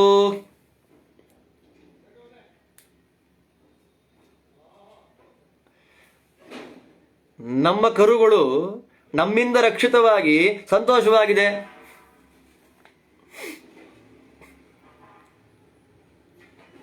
ಕರುಗಳಿಗೆ ಸಂತೋಷ ಆಗೋದು ಯಾವುದರಿಂದ? ತಾವು ಮಾಡುವ ಆಟಪಾಠಗಳನ್ನು ನೋಡಿ ಹಸು ಸಂತುಷ್ಟವಾದಾಗ, ರಕ್ಷಣೆಗಾಗಿ ನಿಂತಾಗ. ಅದರಂತೆ ಅವನನ್ನೇ ನಂಬಿದ ಕೃಷ್ಣಗತ ಪ್ರಾಣರಾಗಿರ್ತಕ್ಕಂತಹ ಗೋಪಾಲ ಗೋಪಿಕೆಯರನ್ನ ಕೃಷ್ಣ ನೋಡ್ಲಿ ಬಂದು. ನಾವು ಹೇಗೆ ನಮ್ಮ ಕರುಗಳನ್ನು ಬಿಟ್ಟಿಲ್ವೋ ಹಾಗೆ ಕೃಷ್ಣ ಗೋಪಿಯರನ್ನು ಬಿಟ್ಟಿಲ್ಲದೆ ಇರಲಿ, ಬಂದು ಬಿಡ್ಲಿ ಇಲ್ಲಿಗೆ ಮಥುರೆಗೆ ಅನ್ನುವ ಸೂಚನೆ ಕೊಡ್ತಾ ಇದೆಯೇನೋ ಎನ್ನುವಂತೆ ಹಸುಕರುಗಳು ಎರಡೂ ಕೂಡ ಉದ್ಧವನ್ನು ನೋಡಿತು. ಆ ಸಂದರ್ಭ ಹೇಗಿದೆ? ಬೆಳಗ್ಗೆಯಿಂದ ಸಾಯಂಕಾಲ ತನಕ ಕಾಡಿನಲ್ಲಿ, ಹಾಡಿಗಳಲ್ಲಿ, ಕುಂಟೆಗಳಲ್ಲಿ ಗೋವುಗಳನ್ನು ಮೇಯಿಸ್ತಾ ಹೋಗಿರ್ತಾರೆ ಎಲ್ಲ ಗೋಪಾಲಕರು. ಸಾಯಂಕಾಲದ ಗೋಧೂಳಿ, ಅದನ್ನೇ ಗೋಧೂಳಿ ಸಮಯ. ಹಸುಗಳು ಊರಿಗೆ ಓಡಿ ಬರುವ ಸಮಯ, ತನ್ನ ಹಟ್ಟಿಗಳಿಗೆ ಓಡಿ ಬರುವ ಸಮಯದಲ್ಲಿ ಧೂಳೆ, ಇವಾಗ ಧೂಳೆ ಎಲ್ಲ ಬಿಡ್ರಿ, ಧೂಳೆ ಇಲ್ಲ ಈಗ. ಓಡಿ ಬರುವ ಸಮಯ, ಧೂಳೆದ್ದಿರುತ್ತೆ, ಕೆಂಪು ಬಣ್ಣದ ಧೂಳು. ಅದೆಲ್ಲ ಗೋವುಗಳ ಹಿಂದೆ ಫಾಲೋ ಮಾಡಿಕೊಂಡು ಬರತಕ್ಕ ಗೋಪಾಲ ಬಾಲಕರ ಮೈಯೆಲ್ಲ ಮೆತ್ತಿಬಿಟ್ಟಿದೆ. ಆ ಗೋಪಾಲಕರೆಲ್ಲ ಗೋಧೂಳಿ ಲಗ್ನ ದೇಹರಾಗಿ ಕೆಂಪು ಕಾಣ್ತಾ ಇದ್ದಾರಂತೆ. ರಾಜರ ವರ್ಣನೆ ಹೇಗಿದೆ ನೋಡಿ. ಮೈಯೆಲ್ಲ ಬೆವರು, ಆ ಬೆವರಿಗೆ ನೀರಿಗೆ ಧೂಳು ಅಂಟಿಕೊಂಡು ಬಿಟ್ಟಿದೆ. ಬೆವರಿಗೆ ಕೆಂಪು ಬಣ್ಣ. ಗೋಧೂಲಿ ಧೂರ ಸಮನೋಗ್ನ ಶರೀರ ಕಾಂತಿ ಗೋಪಾನ್ ನಿರೀಕ್ಷ ಕರಸಂಗತ ವೇಣು ಶೃಂಗಾನ್. ಅವರ ಕೈಯಲ್ಲಿ ವೇಣು ಶೃಂಗ ಅಂದ್ರೆ ಇವಾಗ ತಾಳ, ಜಾಗಟೆ, ನಗಾರಿ, ಭೇರಿ, ಕೊಂಬು, ಕಹಳೆ ಅಂತೆಲ್ಲ ಇದೆ ನೋಡಿ ವಾದ್ಯ ವಿಶೇಷಗಳು. ಕೊಂಬು ಅಂತ ಅಂತ ಊದುವಂಥದ್ದು ಕೊಂಬು. ಅದು ಹೇಗಿರುತ್ತೆ ಅಂದರೆ ಗೋವಿನ ಕೊಂಬಿದ್ದಾಗಿರುತ್ತೆ. ಆದರೆ ಅದು ಆ ಕೊಂಬೆಲ್ಲ, ವೇಣು ಶೃಂಗ ಬಿದಿರಿನ ಕೊಂಬು. ಕೊಂಬು ಕಹಳೆಗಳು ಅಂತ ನಾವಂತೀವಲ್ಲ, ಆ ಕೊಂಬು ಬಿದಿರಿನ ಶೃಂಗ ಇಟ್ಕೊಂಡು ಅಂತ ಊದ್ಕೊಂಡು ಬರ್ತಾ ಇದ್ದಾರೆ. ಗೋವಿನ ಕಾಲಿಂದ ಎದ್ದಂಥ ಧೂಳು ಮೈಯೆಲ್ಲ ಮೆತ್ಕೊಂಡಿದೆ. ಅದನ್ನು ನೋಡಿದ ಉದ್ಧವ. ಅದನ್ನು ನೋಡ್ತಾ ಇದ್ದ ಹಾಗೆ ಕೃಷ್ಣ ಹೀಗೆ ಆಡ್ತಾ ಇದ್ದ ಅಲ್ವಾ, ಇಲ್ಲಿ ಎಲ್ಲ ಗೋವುಗಳನ್ನು ಮೇಯಿಸ್ತಾ ಇದ್ದ ಅಲ್ವಾ, ಸಾಯಂಕಾಲ ಹೀಗೆ ಮನೆಗೆ ಬರ್ತಾ ಇದ್ದ ಅಲ್ವಾ. ನೋಡಿಬಿಟ್ಟ, ಗೋಪಾಲಕರ ಜೊತೆಯಲ್ಲಿ ಭಗವಂತ ಈ ಪ್ರಕಾರವಾಗಿಯೇ ತಾನು ಆಟ ಆಡ್ತಾ ಇದ್ದ ಅಲ್ವಾ. ನೋಡ್ತಾನೆ, ಭಗವಂತನ ಸ್ಮರಣೆ ಆಯಿತು, ಕಣ್ಣು ತುಂಬಿ ಬಂತು ಮಹಾನುಭಾವನಿಗೆ. ತುಂಬೋಯ್ತಂತೆ ಅವನ ಕಣ್ಣು ತುಂಬಿದೆ, ಕಟ್ಟೆಯನ್ನು ದಾಟಿದೆ, ಕೆಳಗೆ ಹರಿದು ಬಿಟ್ಟಿದೆ.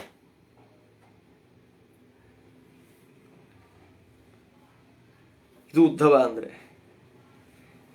ಅಂದ್ರೆ ಭಗವಂತ ಕೃಷ್ಣ ಅಂತ ಇದ್ದಾಗ ಎಲ್ಲ ಹೊರಟು ಬಿಡ್ತಾನೆ, ಹೋಗಿ ಭಗವಂತನ ಸ್ಮರಣೆ ಮಾಡ್ತಾ ಕೂತು ಬಿಡ್ತಾನೆ, ನೋಡಿಯೇ ಬಿಡ್ತಾನೆ. ಭಗವಂತನ ಚಿಂತನೆಯಲ್ಲಿ ಲೀನನಾಗಿಬಿಡ್ತಾನೆ, ಮಗ್ನ ಮಾನಸನಾಗಿಬಿಡ್ತಾನೆ ಉದ್ಧವ. ಕಣ್ಣಲ್ಲಿ ನೀರು ಬಂತು, ರೋಮಾಂಚನ ಆಯಿತು. ಮಹಾನುಭಾವನಿಗೆ ರೋಮಾಂಚನವಾಗಿದೆ. ಅವನು ಹೇಗಿದ್ದಾನೆ? ಕೃಷ್ಣ ಉಟ್ಟ ವಸ್ತ್ರವನ್ನ, ಕೃಷ್ಣ ಹಾಕೊಂಡ ಆಭರಣವನ್ನ ಎಲ್ಲ ಹಾಕೊಡ್ತಾನೆ. ತ್ವಯೋಪಭುಕ್ತ ಸ್ರಗ್ಗಂಧವಾಸೋಲಂಕಾರ ಚರ್ಚಿತ ಉಚ್ಚಿಷ್ಟ ಭೋಜಿನೋ ದಾಸಾ ತವ ಮಾಯಾಂ ಜಯೇ ಮಹಿ. ಉದ್ಧವನದ್ದೇ ಮಾತು. ಭಗವಂತ ಸ್ವೀಕಾರ ಮಾಡಿಕೊಂಡ ವಸ್ತ್ರ, ಭಗವಂತ ಉಟ್ಟ ವಸ್ತ್ರ, ಭಗವಂತ ಹಾಕೊಂಡ ಮಾಲೆ, ಭಗವಂತ ಹಾಕೊಂಡ ಆಭರಣ, ಅವನು ಉಪಯೋಗ ಮಾಡಿದ ಗಂಧ. ಅಲ್ಲಿ ನೋಡಿ, ಹಾಗಿರ್ಬೇಕಾದ್ರೆ ದೇವರು ನಿತ್ಯ ನಿತ್ಯವೂ ಹೊಸ ಹೊಸ ವಸ್ತ್ರ ಉಡಬೇಕು, ನಿತ್ಯ ನಿತ್ಯ ಹೊಸ ಮಾಲೆ, ನಿತ್ಯ ನಿತ್ಯ ಹೊಸ ಆಭರಣ, ಗಂಧಾದಿಗಳಂತೂ ಹೇಳೋ ಹಾಗೆ ಇಲ್ಲ. ಮಥುರೆಯಲ್ಲಿ ಭಗವಂತ ಹೊಸ ಹೊಸ ವಸ್ತ್ರ ಉಡ್ತಾ ಇರ್ತಾನೆ. ಯಾಕೆ? ಇವತ್ತು ಹಾಕೊಂಡು ಬಿಟ್ಟಿದ್ದನ್ನ ನಾಳೆ ಭಕ್ತರು ಉಟ್ಕೊಳ್ಬೇಕು. ಏನ್ರಿ ನಾವು ಯಾದವರು, ನಾವು ರಾಜಮನೆತನದವರು, ನಮಗೇನ್ರಿ ಕೃಷ್ಣ ಹಾಕೊಂಡಿದ್ದು ಹಾಕೊಳ್ಳಿಕ್ಕೆ ನಮಗೇನು ಗತಿಗಟ್ಟಿದ್ಯಾ? ನಮ್ಮಲ್ಲಿ ಬಟ್ಟೆ ಇಲ್ವಾ? ಏನು ಪ್ರಶ್ನೆ ಇಲ್ವೇ ಇಲ್ಲ. ತ್ವಯಾ ಉಪಭುಕ್ತ ಸ್ರಕ್ ಗಂಧ ವಾಸಃ ಅಲಂಕಾರ ಚರ್ಚಿತ. ಭಗವಂತ ಸ್ವೀಕಾರ ಮಾಡಿದ, ಭಗವಂತ ನೋಡಿದ, ಭಗವಂತ ಭೋಗಿಸಿದ, ಭಗವಂತನಿಗೆ ನಿವೇದಿತವಾದ ವಸ್ತ್ರ, ಆಭರಣ, ಅಲಂಕಾರ, ಹಾರ ಎಲ್ಲವೂ ಭಕ್ತರಿಗೆ. ಅದು ಹಾಕ್ಕೊಂಡ್ರೆ ಸಂಸಾರ ದಾಟಲಿಕ್ಕೆ ಯೋಗ್ಯವಾದ ಒಂದು ಮಾರ್ಗ. ಅದು ನಮ್ಮನ್ನ ಸಂಸಾರದಿಂದ ದಾಟಿಸುವಂತಹ ಒಂದು ಮಾರ್ಗ. ಅದು ತಿಳ್ಕೊಳ್ಬೇಕು ನಾವು. ದೇವರಿಗೆ ನಿವೇದನ ಮಾಡಿದ ಪದಾರ್ಥಗಳು, ನೈವೇದ್ಯ ಅಂದ್ರೆ ಬರೀ ಊಟ ಒಂದೇ ಅಲ್ಲ. ದೀಪಾವಳಿ ಹಬ್ಬ ದಿವಸ ಅವ್ನು ಮಾಡ್ತೀವಷ್ಟೇ, ಮುಂದೆ ಬಟ್ಟೆ ಇಟ್ಟು ಹಾಕಿ ಉಟ್ಕೊಂಡ್ಬಿಡ್ತೇವೆ. ನಾವು ಹಾಕೊಳ್ಳೋ ಬಟ್ಟೆ ಎಲ್ಲ ಭಗವಂತನಿಗೆ ಸಮರ್ಪಣೆ ಮಾಡಬೇಕು. ಹಾಕೊಳ್ಳೋ ಮಾಲೆ, ತಿನ್ನೋದು ಕುಡಿಯೋದ್ರಿಂದ ಮೊದಲು ಮಾಡಿಕೊಂಡು ಎಲ್ಲವೂ ಯತ್ ಕರೋಷಿ ಯದಶ್ನಾಸಿ ಯಜ್ಜುಹೋಸಿ ದದಾಸಿ ಯತ್ ಯತ್ ತಪಸ್ಯಸಿ ಕೌಂತೇಯ ತತ್ ಕುರುಷ್ವ ಮದರ್ಪಣ. ಎಲ್ಲವೂ ನಾನೇ, ಎಲ್ಲವೂ ನನ್ನಿಂದಲೇ, ಆದ್ದರಿಂದ ನೀನು ಉಪಯೋಗ ಮಾಡುವ ಎಲ್ಲವೂ ನನ್ನಿಂದಲೇ ಬಂದದ್ದಾದ್ದರಿಂದ ನನಗೆ ತೋರಿಸಿ ಸ್ವೀಕಾರ ಮಾಡು. ಅನೇಕ ದಿನ ಬಾಳಿಕೆ ಬರುತ್ತೆ. ಏನ್ರಿ ಎಷ್ಟು ದಿನ ವಾರಂಟಿ ಇದಕ್ಕೆ ಗೊತ್ತಿಲ್ಲ.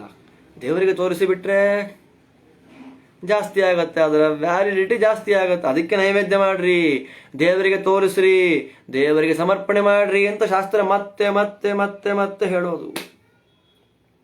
ಅಂಥವನು ಇವನು. ಕೃಷ್ಣ ಹಾಕ್ಕೊಂಡ ವಸ್ತ್ರ, ಕೃಷ್ಣ ಹಾಕ್ಕೊಂಡ ಮಾಲೆ, ಕೃಷ್ಣ ಹಾಕ್ಕೊಂಡ ಆಭರಣ, ಎಲ್ಲದರಿಂದ ಅಲಂಕೃತವಾದ ಶರೀರ. ಆದ್ದರಿಂದ ಇವನು ನೋಡಿ ಕೃಷ್ಣನೇ ಬಂದಿರ್ಬೋದೇನೋ ಅನ್ಕೊಂಡ್ರು ಇವರೆಲ್ಲ. ನಿಜನಾಥ ಧಿಯೇವ ಗಾವಹ. ಆ ಗೋವುಗಳ ತಲೆ ಎತ್ತು ನೋಡ್ತಾ ಇದೆ, ಕೃಷ್ಣ ಬಂದ ಕೃಷ್ಣ ಬಂದ ಅಂತ ಉದ್ಧವನನ್ನ. ಯಾಕೆ? ಕೃಷ್ಣ ಹಾಕೊಂಡ ವಸ್ತ್ರ ಹುಟ್ಟಿದ್ದಾನೆ ಕಾರಣ. ಅದನ್ನ ನೋಡ್ತಾ ಇದ್ದ ಹಾಗೆ ಕೃಷ್ಣನ ಮನಸ್ಸಿನಲ್ಲಿ ವಿಚಿತ್ರವಾದಂತಹ ಸ್ಫೂರ್ತಿ ಉಕ್ಕರಿದು ಬಿಡ್ತು. ಏನ್ ನಾನು ಹೀಗೆ ನೋಡ್ತಾ ಇದೆಯಲ್ಲ, ಕೃಷ್ಣನ ಕಡೆಯವನು ಬಂದಿದ್ದೇನೆ ಅಂತ ಹೇಳಿ ಇವನಿಗೆ ಆನಂದ ಆಗೋಯ್ತು. ಕೃಷ್ಣನ ಕಡೆಯವನಾಗಿರ್ತಕ್ಕ ನನ್ನನ್ನು ನೋಡ್ತಾ ಇದೆ ಇದು ಅಂತ ಹೇಳಿ ತುಂಬಾ ಸಂತೋಷ ಆಗೋಯ್ತು ಇವನಿಗೆ. ಅವನ ಆನಂದಕ್ಕೆ ಪಾರವೇ ಇಲ್ಲ, ಅವನ ಆನಂದಕ್ಕೆ ಮಿತಿಯೇ ಇಲ್ಲ.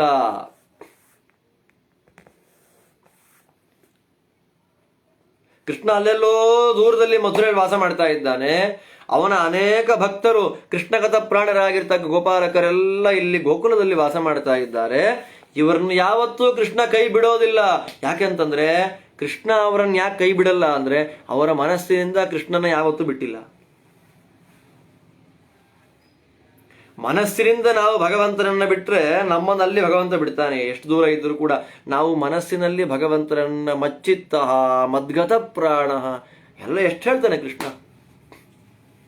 ಆದ್ದರಿಂದ ಕಣ್ತುಂಬ ನೋಡ್ತಾರೆ, ಕೃಷ್ಣ ಕಡೆಯವನು ಬಂದಿದ್ದಾನೆ ಅಂತ ಹೇಳಿ ಅವರೆಲ್ಲ ಸಂದುಷ್ಟರಾಗಿ ಉದ್ಧವನನ್ನ ಕಣ್ತುಂಬಿಕೊಂಡ್ರು, ಕಣ್ತುಂಬ ನೋಡಿದ್ರು. ಪರಮಾನಂದ ಆಗೋಯ್ತು. ಅವಾಗೆಲ್ಲ ತುಂಬ ಆನಂದ ಆಗಿದೆ. ಗೋಕುಲಕ್ಕೆ ಪ್ರವೇಶ ಮಾಡ್ತಾನೆ.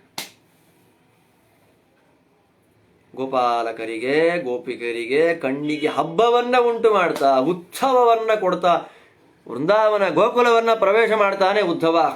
ಏನ್ ನೋಡಿದ ಮನೆ ಮನೆಗಳಲ್ಲಿ ಉದ್ಧವ? ಗೃಹೇ ಗೃಹೇ ಕೃಷ್ಣ ಕಥಾಮೃತ ತತಾಂ ತದರ್ಚನಾಯ ಹೃತ ಧೂಪವಾಸಿತಂ. ಮನೆ ಮನೆಗಳಲ್ಲಿ ಭಗವಂತನ ಕಥೆ ನೋಡ್ರಿ, ಪಾಠ ನಮಗೆ. ಮನೆ ಮನೆಗಳಲ್ಲಿ ಭಗವಂತನ ಕಥಾಶ್ರವಣ, ಮನೆ ಮನೆಗಳಲ್ಲಿ ಭಗವಂತನ ಮಹಾತ್ಮ್ಯ ಚಿಂತನ, ಗುಣವರ್ಣನೆ ಅಂದ್ರೆ ಸ್ತೋತ್ರಗಳ ಪಾರಾಯಣ. ತದರ್ಚನಾಯ ದೇವರ ಪೂಜೆ ಮಾಡಬೇಕು, ದೇವರ ಪೂಜೆ ಮಾಡಬೇಕು. ಪೂಜೆ ಮಾಡಲಿಕ್ಕಾಗಿ ಎಲ್ಲ ತಂದಿಟ್ಟಿದ್ದಾರೆ ಪೂಜಾ ಪರಿಕರಗಳನ್ನ. ಧೂಪ ದೀಪಾದಿಗಳಾಗ್ತಾ ಇದೆ, ಧೂಪಾರತಿ ಎತ್ತಾ ಇದ್ದಾರೆ. ಧೂಪವಾಸಿತಂ ಕಥಾಶ್ರವಣ ಆಗ್ತಾ ಇದೆ, ಪಾಠ ಪ್ರವಚನಗಳಾಗ್ತಾ ಇದೆ, ಸ್ತೋತ್ರಗಳ ಪಾರಾಯಣಗಳಾಗ್ತಾ ಇದೆ, ಧೂಪಾರತಿಯನ್ನು ಎತ್ತುತ್ತಾ ಇದ್ದಾರೆ. ಇಲ್ಲಿ ಸ್ರಗಂಬರ ಅಲಂಕೃತಿ ಚಂದನ, ಅವನ ಪ್ರತಿಮೆ ಅಲಂಕಾರ ಮಾಡಲಿಕ್ಕೆ ಹಾರ, ವಸ್ತ್ರಗಳು, ಚಂದನ ಎಲ್ಲ ಇಟ್ಟಾರೆ. ಅದಾದ್ಮೇಲೆ ನೈವೇದ್ಯ ಮಾಡಲಿಕ್ಕೆ ನಾನಾ ಪ್ರಕಾರವಾದ ಪದಾರ್ಥಗಳನ್ನ ದೇವರ ಮುಂದೆ ಇಟ್ಟಿದ್ದಾರೆ. ಆದ್ದರಿಂದ ಉದ್ಧವನಿಗೆ ಮೂರಕ್ಕೆ ಆನಂದ ಆಯ್ತು. ಈಗ ಕಣ್ಣಿಗೂ ಆನಂದ ಆಯಿತು, ಕಿವಿಗೂ ಆನಂದ ಆಯಿತು, ಮೂಗಿಗೂ ಆನಂದ ಆಯಿತು. ಕಣ್ಣು ಕಿವಿ ಮೂಗುಗಳಲ್ಲಿ ಭಗವಂತನೇ ತುಂಬಿ ಬಿಟ್ಟಿದ್ದಾನೆ.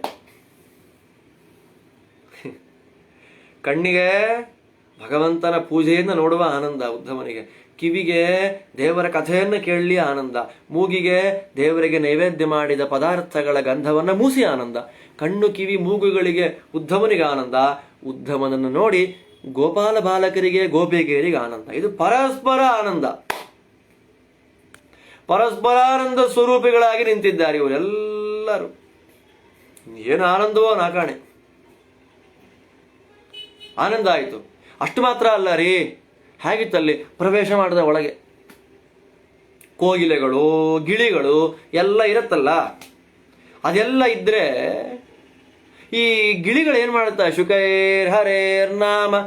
ಗೋಕುಲದಲ್ಲಿ ಬೆಳಗ್ಗೆ ಎದ್ದು ರಾತ್ರಿ ತನಕ ಕೃಷ್ಣ, ಹೇ ಕೃಷ್ಣ ಬಾರಪ್ಪ ಅಂತ ಅಮ್ಮ ಕರೆಯೋಳು. ನೋಡ್ರಿ ಕೃಷ್ಣನ್ ನೋಡಿದ್ರೇನ್ರಿ ನಮ್ಮನೆ ಮಗುವಿಗೆ ಹೊಡೆದು ಹೋಗಿದ್ದಾನೆ ಅಂತ ಮತ್ತೆ ಕೆಲವರು. ಕೃಷ್ಣನ್ ನೋಡಿದ್ರ ಟೈಮ್ ಆಯ್ತು, ಕಾಡಿಗೆ ದನ ಮೇಯಿಸ್ಲಿಕ್ಕೆ ಹೋಗ್ಬೇಕು ಅಂತ ಗೋಪಾಲಕರು. ಕೃಷ್ಣ ಕಾಣ್ತಾ ಇಲ್ಲ, ಕೃಷ್ಣನ್ ನೋಡದೆ ಊಟ ಸೇರೋದಿಲ್ಲ ಅಂತ ಗೋಪಿಕೆಯರು, ಹೆಣ್ಣು ಮಕ್ಕಳು. ನಮ್ಮನೆಗೆ ಬಂದು ಕೃಷ್ಣ ಬೆಣ್ಣೆ ಕದ್ದ, ನಮ್ಮನೆಗೆ ಬಂದು ಕೃಷ್ಣ ಪಾತ್ರೆ ಒಡೆದು ಹಾಕ್ದ ಅಂತ ಹೆಣ್ಣು ಮಕ್ಕಳು. ಹೀಗೆಲ್ಲ ಕೃಷ್ಣ ಅಲ್ಲಿ ಇರುವ ಸಂದರ್ಭದಲ್ಲಿ ಕೃಷ್ಣಮಯವಾಗಿತ್ತು, ಬೇರೆ ಶಬ್ದವೇ ಇಲ್ಲ. ಕೃಷ್ಣ ಕೃಷ್ಣ ಕೃಷ್ಣ ಕೃಷ್ಣ ಕೃಷ್ಣ. ಅದೇ ಕೇಳ್ತಾ ಕೇಳ್ತಾ ಕೇಳ್ತಾ ಕೇಳ್ತಾ ಕೇಳ್ತಾ ಇದ್ರೆ ಏನಾಗ್ಬಿಡುತ್ತೆ, ನಮಗೆ ಅಭ್ಯಾಸ ಆಗ್ಬಿಡುತ್ತೆ. ಅದರಂತ ಅಲ್ಲಿದ್ದಂತಹ ಗಿಳಿಗಳು, ಶುಕಗಳು ಕೃಷ್ಣ ಕೃಷ್ಣ ಕೃಷ್ಣ ಅಂತ ಹೇಳ್ತಾ ಇದೆಯಂತೆ, ಅಭ್ಯಾಸ ಆಗ್ಬಿಟ್ಟಿದೆ. ರಾಘವೇಂದ್ರ ವಿಜಯದಲ್ಲಿ ಕುಂಭಕೋಣ ಕ್ಷೇತ್ರವನ್ನು ವರ್ಣನೆ ಮಾಡಬೇಕಾದ್ರೆ ಹೀಗೆ ಹೇಳ್ತಾರೆ. ಕುಂಭಕೋಣದ ಅಗ್ರಹಾರದ ಮನೆಗಳು ಹೇಗಿದ್ದುವು ವಿಜಯೇಂದ್ರ ಸ್ವಾಮಿಗಳ ಕಾಲಕ್ಕೆ ಅಂತಂದ್ರೆ ಪರಸ್ಪರ ವಾಕ್ಯಾರ್ಥ ಮಾಡ್ತಿದ್ವಂತೆ. ಗಿಳಿಗಳು, ವಿದ್ವಾಂಸರ ಮನೆಯಲ್ಲಿದ್ದಂತಹ ಗಿಳಿಗಳು ಮಾಡಿದ ಮೇಲೆ ಗೂಡದಲ್ಲಿ ಕೂತ್ಕೊಂಡು ಅದು ಹೀಗೆ, ಇದು ಹಾಗೆ, ಯತ್ರ ಯತ್ರ ಧೂಮಃ ತತ್ರ ತತ್ರ ವನ್ನಿ ಪರ್ವತ ವನ್ನಿಮಾನ್ ಧೂಮಾತ್ ಇತ್ಯಾದಿಯಾಗಿ ಅನುಮಾನಗಳನ್ನು ಮಾಡ್ತಾ ಶಾಸ್ತ್ರಾರ್ಥ ಚಿಂತನೆಯನ್ನ ಮಾಡ್ತಾ ಇದ್ವಂತೆ ಗಿಳಿಗಳು. ಯಾಕೆ ಅಂತಂದ್ರೆ ಬೇರೆ ಕೆಲಸವೇ ಇಲ್ಲ ಮನೆಯವರಿಗೆ, ನಿರಂತರ ಶಾಸ್ತ್ರ ಚಿಂತನೆಯೇ ಅವರ ಕೆಲಸ, ಶಾಸ್ತ್ರ ಚಿಂತನೆಯೇ ಅವರ ಕೆಲಸವಾದ್ದರಿಂದ ಬೇರೆ ಕಡೆಗೆ ಆಸಕ್ತಿಯೇ ಅವರಿಗಿಲ್ಲ. ಅದರಂತೆ ಇಲ್ಲಿ ಗಿಳಿಗಳಿಗೆ ಕೃಷ್ಣನಲ್ಲಿ ಆಸಕ್ತಿ, ಕೃಷ್ಣ ಕೃಷ್ಣ ಕೃಷ್ಣ ಕೃಷ್ಣ ಅಂತ ನಿರಂತರವಾಗಿ ಕೃಷ್ಣನಾಮ ಸ್ಮರಣೆ. ಅದೇ ಕೋಗಿಲೆಗಳು, ಕೋಗಿಲೆ ಅನುಕರಣೆ ಮಾಡೋದ್ರಲ್ಲಿ ಪ್ರಸಿದ್ಧಿ. ಇವತ್ತು ಮಿಮಿಕ್ರಿ ಅಂತ ನಾವೇನಂತೀವಿ, ಅನುಕರಣೆ ಕೋಗಿಲೆ ಪ್ರಸಿದ್ಧಿ, ಗಿಳಿಯು ಪ್ರಸಿದ್ಧಿಯೇ. ಕೃಷ್ಣ ಕೊಳಲು ಊದ್ತಾ ಇದ್ನಲ್ಲ, ಕೃಷ್ಣ ಊದುವ ಕೊಳಲಿನ ಧ್ವನಿಯನ್ನ ಅನುಕರಣೆ ಮಾಡ್ತಾ ಇತ್ತಂತೆ ಕೋಗಿಲೆಗಳು. ಕೃಷ್ಣ ಊದುವ ಕೊಳಲಿನ ಧ್ವನಿಯ ಅನುಕರಣೆ ಮಾಡ್ತಾ ಇದ್ದಂತೆ ಕೋಗಿಲೆಗಳು. ಮತ್ತೆ ಆ ಕಡೆ ನೋಡಿದ, ಒಂದು ಸರೋವರ ಇತ್ತು, ಕುಂಟೆ, ಚಿಕ್ಕ ಒಂದು ನೀರಿನ ಪಾಂಡ್. ಅದನ್ನು ನೋಡಿದ, ಅಲ್ಲಿ ಕಮಲ ಪುಷ್ಪ ಇದೆ, ಆ ಕಮಲ ಪುಷ್ಪದ ದುಂಬಿಗಳಿವೆ. ಆ ದುಂಬಿಗಳ ಮನಸ್ಥಿತಿ ಏನಿದೆ ಅಂತಂದ್ರೆ, ದುಂಬಿಗಳಿಗೆ ಕೃಷ್ಣನ ಪಾದ ಕಮಲದಲ್ಲಿ ಇರಬೇಕು ನಾವು. ಕೃಷ್ಣನ ಪಾದಗಳಲ್ಲಿ ನಮ್ಗೆ ಆಸಕ್ತಿ ಇದೆ, ಆದ್ರೆ ಕೃಷ್ಣ ಇಲ್ಲಿಲ್ಲ. ಆ ಕಮಲ ಹೇಗಿದೆ? ದೇವರ ಪಾದಗಳನ್ನು ಹೇಗೆ ಹೇಳ್ತೀವಿ ನಾವು? ಪಾದ ಕಮಲ ಅಂತೀವಲ್ಲ. ಆದ್ದರಿಂದ ದೇವರ ಪಾದಸ್ಥಾನೀಯವಾದ, ದೇವರ ಪಾದದಂತೆ ಇರುವ ಕಮಲದಲ್ಲಿ ನಾವಿರ್ತೇವೆ ಅಂತ ಹೇಳಿ ದುಂಬಿಗಳೆಲ್ಲ ಆ ಸರೋವರದ ಪಾಂಡ್ ಕುಂಟೆಯ ಮಧ್ಯದಲ್ಲಿರತಕ್ಕ ಕಮಲದ ಸುತ್ತ ಗುಯ್ ಗುಡ್ತಾ ತಿರುಗಾಡ್ತಾ ಇತ್ತು. ನೋಡಿದ, ಸಕಲ ಸ್ಥಾವರ ಜಂಗಮಗಳಿಗೂ ಆನಂದ, ಕೃಷ್ಣನನ್ನು ನೋಡಿಬಿಟ್ರೆ ಆನಂದ.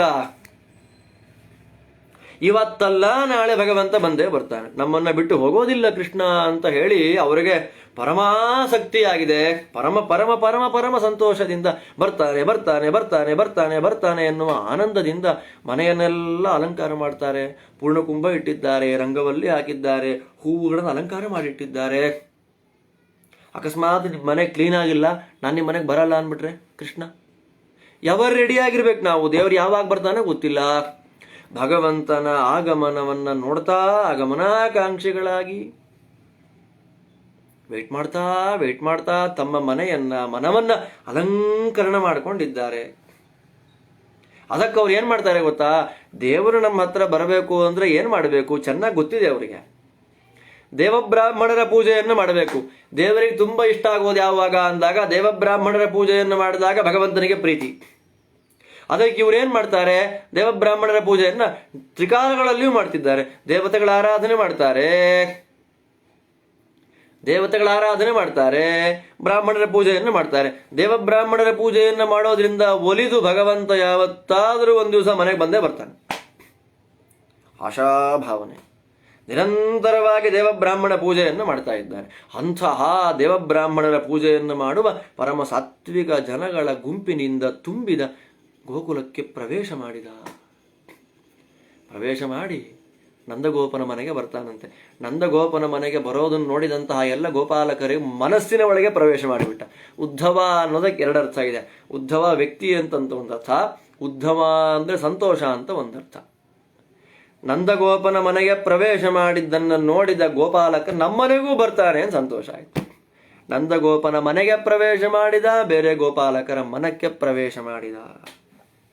ಹೀಗೆ ಉದ್ಧವರು ಕೃಷ್ಣ ಸಂದೇಶ ವಾಹಕರಾಗಿ ಕೃಷ್ಣನ ವಿರಹಾಗ್ನಿಯಿಂದ ನೊಂದು ಬೆಂದು ಬಳಲಿ ಬೆಂಡಾಗಿರತಕ್ಕಂತಹ ಗೋಪಾಲಕ ಜನಗಳಿಗೆ, ಗೋಕುಲದ ಜನಗಳಿಗೆ ಸಾಂತ್ವನವನ್ನು ಕೊಡಲಿಕ್ಕಾಗಿ ಭಗವಂತ ಉದ್ಧವನನ್ನು ಕಳಿಸ್ಕೊಟ್ಟಿದ್ದಾನೆ. ಉದ್ಧವ ಬಂದವನೇ ಅದ್ಭುತವಾದ ಗೋಕುಲವನ್ನು ಅನುಸಂಧಾನದೊಂದಿಗೆ ಪ್ರವೇಶ ಮಾಡಿದ ನಂದಗೋಪನ ಮನೆಗೆ ಎನ್ನುವಲ್ಲಿಗೆ ಇವತ್ತಿನ ಉಪನ್ಯಾಸವನ್ನು ಮುಗಿಸ್ತಾ ಇದ್ದೇನೆ. ಮತ್ತೆ ನಾಳೆ ಉಪನ್ಯಾಸದೊಂದಿಗೆ ಭೇಟಿಯಾಗೋಣ. ಶ್ರೀಕೃಷ್ಣ ಅರ್ಪಣಮಸ್ತು.